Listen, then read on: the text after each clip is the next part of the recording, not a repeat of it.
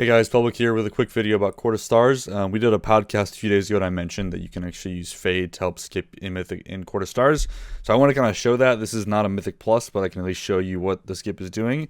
This is basically substituting if you don't have a rogue or don't want to use like an Invis pot or any other kind of like cheesy skip. So inside of Court of Stars, when you first get up, this is kind of what you see. If you didn't know, the dungeon just literally wraps around in a circle. And this is the res point after you kill the first boss. You can see there's actually two constructs here, and there's a door that's closed that's not opened.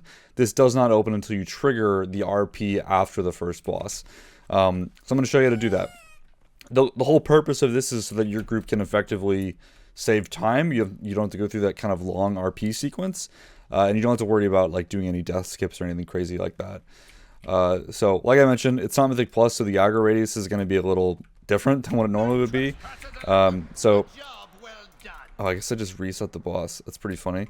Okay, so I'll kill the boss. So you can see here, there's a construct guarding this door. The door is currently locked. Once you actually kill the boss, the door becomes open, and then you can perform this skip. Now the trick here is this construct can see stealth, which is why it makes it a little tricky for anyone to do it, whether they're a druid or a rogue or whatever else. I think like for rogues to be able to do it, they have to use like grapple or vanish. To be able to get to the other side without actually dying, or just to make it. Okay, let's kill him real quick. Okay, cool. So the door is open. So the trick here, if you just walk straight through this, you will aggro the guy. Obviously, it's pretty tight. So all you have to do, Fade reduces your threat range when you press it, and for the whole duration.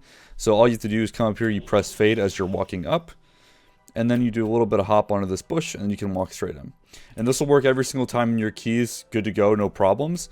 And then the cool thing is, well, I guess, not cool for you as the priest, your group can do some kind of pull while you're doing this. So whether it's at the docks right as you get into the key or something else, just so that they're basically using their time efficiently. So 4 out of your 5 members are effectively keeping up DPS uptime in the key, while one person is doing this run rather than everyone doing it.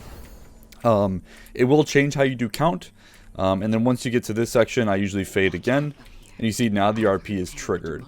So I'm just gonna walk straight past. You cannot do what I just did. You see, you'll aggro these guys, which is fine. I'll just kill them real quick. But now that I've done that RP skip, you can see the door is now open. So what your group members do while you're doing that kind of skip is they will run back from the first boss.